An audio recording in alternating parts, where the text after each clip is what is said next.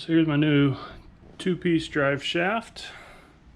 My carrier bearing here. I'm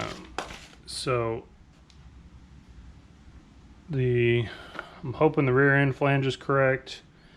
The distance between the rear end and the carrier bearing should be correct on the slip yoke here, on the slip shaft. This end over here is the transmission slip yoke side. That's gonna have to get changed out to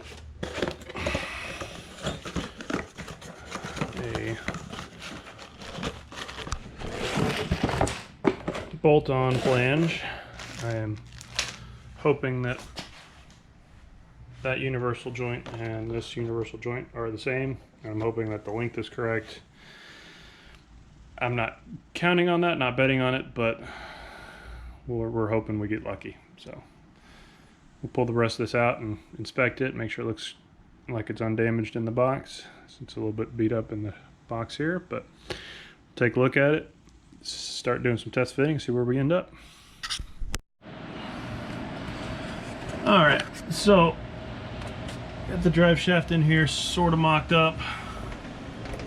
I've got it kind of loosely bolted on the rear end back here. My slip shaft I've got lined up. It's not really obviously not installed, but kind of mocked up with where that would sit. There's my carrier bearing. Need to figure out where and how that's going to bolt in. It's to be determined. And then coming forward, there's where the shaft stops, and there's my transmission output. So I've got about somewhere around 18 inches worth of drive shaft that's missing, maybe 16, I don't know, I hadn't measured it yet, but overall it looks like this will work. It's going to line out pretty nicely. I will need to get the front half modified and then rebalanced, and then we'll go from there.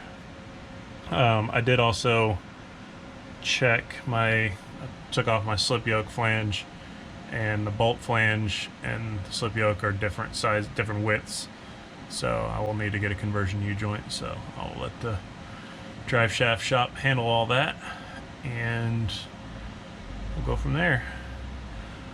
So there you go.